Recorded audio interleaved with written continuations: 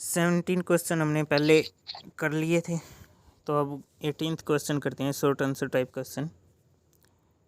A chapati maker is a machine which convert ball of dough into chapatis. देखो क्या होता है, जो रोल होता है उसको किस में कन्वर्ट कर देता है, वो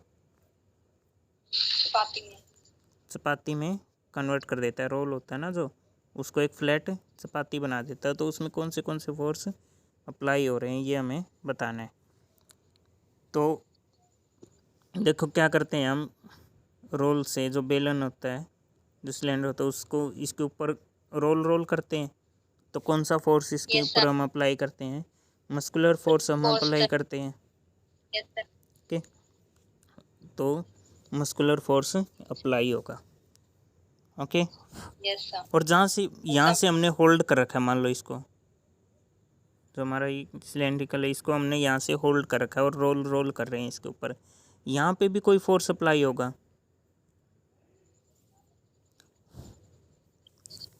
जहाँ से हमने पकड़ रखा है।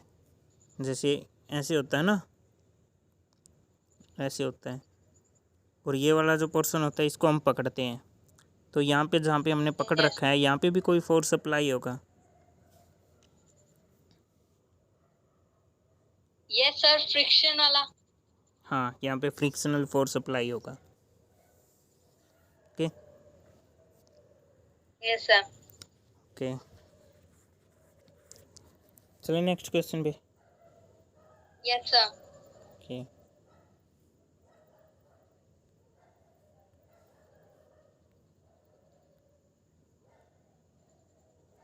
नेक्स्ट क्वेश्चन है,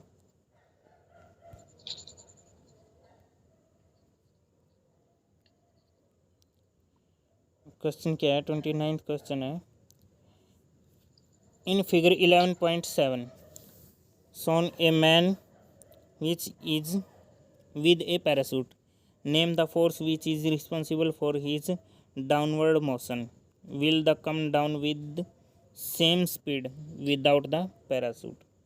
तो इसने क्या पूछ रखा है कि जैसे पैराशूट ले रखा है एक मैन ने और ऊपर से नीचे की तरफ आ रहा है, तो इसके ऊपर कौन से फोर्स अप्लाई होंगे, कौन से फोर्स एक्ट करेंगे इसके ऊपर। सबसे पहले तो अर्थ की तरफ आ रहा है ये, अर्थ इसको अपनी तरफ खींचेगी, तो कौन सा फोर्स हो गया, ग्रेविटी होगी। ग्रेविटी इसको अपनी तरफ खींचेगी। ओके, और कौन से देखो, यहाँ पे एयर पार्टिकल थे, जहाँ पे ये पैराशूट है नीचे आ रहा है, एयर पार्टिकल थे। तो ये फ्रिक्शन के साथ नीचे आ रहा है, एयर के साथ फ्रिक्शन करके नीचे आ रहा है, एयर इसको अपवर्ड थ्रस्ट दे रही है। ओके, तो कौन सा फोर्स हो गया, फ्रिक्शनल फोर्स हो गया एयर के साथ। और देखो ये अपने आर्म से, अपने हाथों से डायरेक्शन भी दे रहा है पैराशूट को, इस साइड से खींच रहा है और इस साइड से खींच रहा है। तो कौन सा फोर्स हो गया, मस्कुलर फोर्स हो गया। ओके, अगर ये पैराशूट नहीं होगा तो क्या तब भी वो सेम स्पीड से आएगा? क्या सर? अगर पैराशूट नहीं है तब भी वो ऊपर से नीचे सेम स्पीड से आएगा, जो पैराशूट से जो स्पीड है उसी स्पीड से आएगा। तब स्पीड क्या होगी, सेम रही या चेंज होगी कुछ? चेंज होगी सर। बहुत फास्ट आएगा ना तो। यस सर, क्योंकि अभी यहाँ फ्रिक्शन फोर्स है जो वो ऊपर लेके जा रहा है उसको, तो उसको ऊपर की तरफ जो फ्रिक्शन फोर्स लग रहा है, अपवर्ड थ्रस्ट लग रहा है, उसकी वजह से वो स्लो डाउन हो रहा है। अगर पैराशूट नहीं होगा तो फिर वो बहुत फास्ट आएगा नीचे। Yes sir. Okay, yes sir. चलिए नेक्स्ट क्वेश्चन पे। Yes sir. Okay, 20th question है।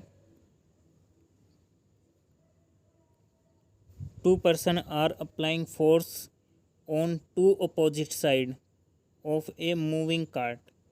देखो एक कोई भी एक कार्ट है,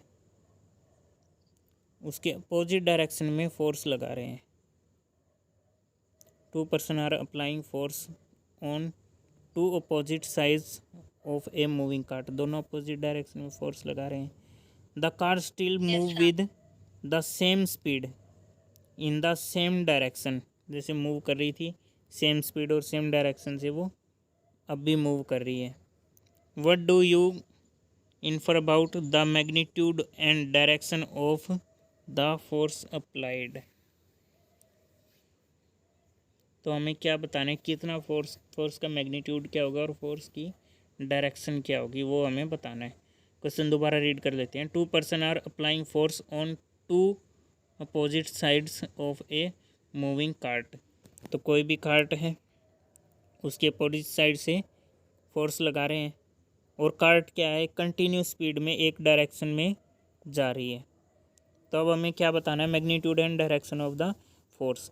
देखो फोर्स का मैग्नीट्यूड क्या होगा, जो जिस साइड मोशन हो रहा है उस साइड फोर्स ज़्यादा अप्लाई हो रहा है। मान लो इस साइड मोशन हो रहा है तो ये कम अप्लाई करेगा फोर्स और ये फोर्स ज़्यादा अप्लाई करेगा, तभी इस साइड मूव कर पाएगा वो। Yes, okay, sir. तो इस साइड फोर्स का मैग्नीट्यूड ज़्यादा होगा, तो जिस साइड कार्ट मूव कर रही है उस साइड ज़्यादा मैग्नीट्यूड होगा फोर्स का और डायरेक्शन भी उस साइड ज़्यादा होगी। ओके, और डायरेक्शन अपोजिट होगी Yes. दोनों की। Yes, sir. Okay, Yes, sir. 21 question है। 2 thermocol ball held close to each other move away from each other when they are released. Name the force which might be responsible for the phenomenon. Explain. देखो हमारे पास thermocol की 2 balls हैं, एक ये है और एक ये है। उनको हमने पास ला के छोड़ दिया, उसके बाद जैसे हम इसको छोड़ते हैं वो एक दूसरे से दूर भागना शुरू कर देगी, अपने एक दूसरे से दूर चले जाएगी। ऐसा क्यों होगा, क्योंकि जो दोनों हैं बॉल हमारे हैंड्स के साथ रब हुई है, घिसी है हमारे हाथों के साथ। अगर हमारे हाथों के Yes, साथ sir. घिसेगी तो इनके ऊपर कुछ ना कुछ चार्ज आ गया, कुछ भी प्लस और Yes, माइनस sir. कुछ भी हो सकते हैं, कोई भी चार्ज आ गया, बट दोनों के ऊपर सेम चार्ज आएगा क्योंकि हमारे हाथ तो सेम ही है। सेम ऑब्जेक्ट से रब Yes, करेंगे sir. तो सेम चार्ज आएगा।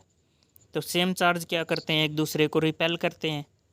रिपेल करते करते हैं हैं तो सर. जैसे ही हम इसको छोड़ेंगे ये दोनों एक दूसरे से दूर चली जाएगी। Yes, okay, sir. और नेम कौन सा होगा इस फोर्स का, कौन सा फोर्स होता है ये, इलेक्ट्रोस्टैटिक। सर इलेक्ट्रोस्टैटिक लेकिन फिर मैग्नेटिक फोर्स में भी तो यस, रिपेल और अट्रैक्ट करते हैं। हाँ मैग्नेटिक फोर्स भी होता है, but magnetic force magnet permanent होती है।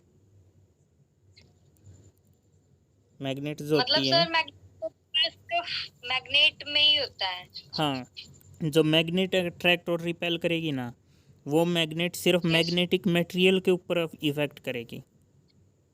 जैसे मैग्नेट है Yes, वो sir. सिर्फ आयरन को ही अट्रैक्ट या रिपेल करेगी, अट्रैक्ट करेगी, या फिर Yes, sir. दूसरी मैग्नेट को ही अट्रैक्ट या रिपेल करेगी। वो गोल्ड को अट्रैक्ट नहीं करेगी, सिल्वर को अट्रैक्ट नहीं करेगी, प्लास्टिक को अट्रैक्ट नहीं करेगी। Okay, Yes, sir. बट जो इलेक्ट्रोस्टैटिक चार्ज होता है ना, वो कोई भी 2 बॉडी अगर रब होती हैं तो उनके ऊपर चार्ज आएगा ही आएगा, बट Yes, कईयों के sir. ऊपर इतना स्मॉल चार्ज होता है कि जिसको हम नहीं मेजर कर पा रहे।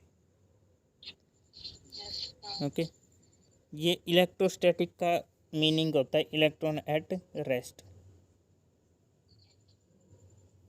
इनके ऊपर चार्ज आया और यहीं पे रुक गया, इनके ऊपर ही रुक गया, वो रेस्ट पे है, तो इसलिए बोलते हैं electrostatic charge.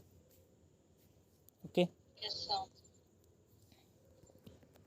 Next sir. Question है, नेक्स्ट क्वेश्चन कौन सा, 22। Yes, sir. 22nd क्वेश्चन क्या है, fruit detach from a tree fall down due to the force of gravity. We know that a force arises due to interaction between two objects. Name the objects interacting in this case. देखो क्या है, एक tree है, वहाँ से एक कोई भी फ्रूट गिरा वो नीचे गिरा अर्थ के ऊपर, ये हमारी अर्थ है, अर्थ के ऊपर वो गिरा, वो ग्रेविटी की वजह से गिरा, ग्रेविटी की वजह से गिरेगा। नेक्स्ट क्या दे रखा है क्वेश्चन में, we know that a force arise due to interaction between two object, और दो ऑब्जेक्ट के बीच में जो भी इंटरेक्शन होगी तो वो फोर्स होता है gravitational force. Name the objects interacting in this case, इस केस में कौन से ऑब्जेक्ट होंगे, एक तो अर्थ होगी और सेकंड क्या होगी, फ्रूट होगा। तो ये दो ऑब्जेक्ट हैं, फ्रूट और अर्थ, इन दोनों के बीच में ग्रेविटेशनल फोर्स एक्ट करेगा। ओके,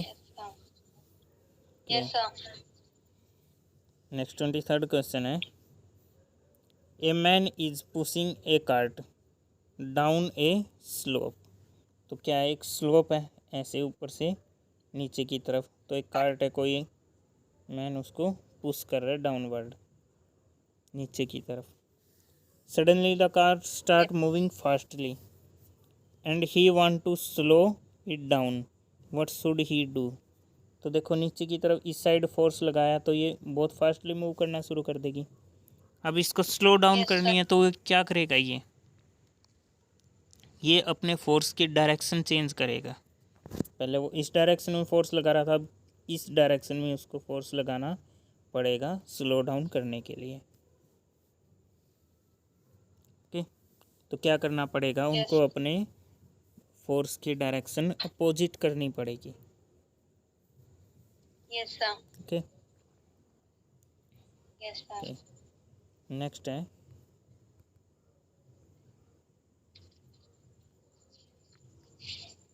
नेक्स्ट क्वेश्चन है, एक फिगर हमें गिवन है, so a car sticking to an electromagnetic, name the force acting on a car, which one of them is large. देखो क्या है इस क्वेश्चन में, एक कार है और वो मैग्नेट के साथ चिपकी हुई है, तो इस केस में कौन सा फोर्स एक्ट करेगा। फर्स्ट तो मैग्नेटिक फोर्स एक्ट करेगा, ओके, और सेकंड कौन सा, जो कार डाउनवर्ड लग रहा है ना, ग्रेविटी एक्ट करेगी। ओके, तो कौन सा फोर्स इसमें ज़्यादा होगा, अगर ग्रेविटी ज़्यादा होती तो कार नीचे गिर जाती, क्योंकि जो फोर्स ज़्यादा होगा वही फोर्स ज़्यादा एक्ट करेगा। तो अगर ग्रेविटी ज़्यादा होती है तो ये नीचे गिर जाता, और अब ऊपर की तरफ होल्ड है तो कौन सा फोर्स ज़्यादा होगा, मैग्नेटिक फोर्स ज़्यादा हो गया।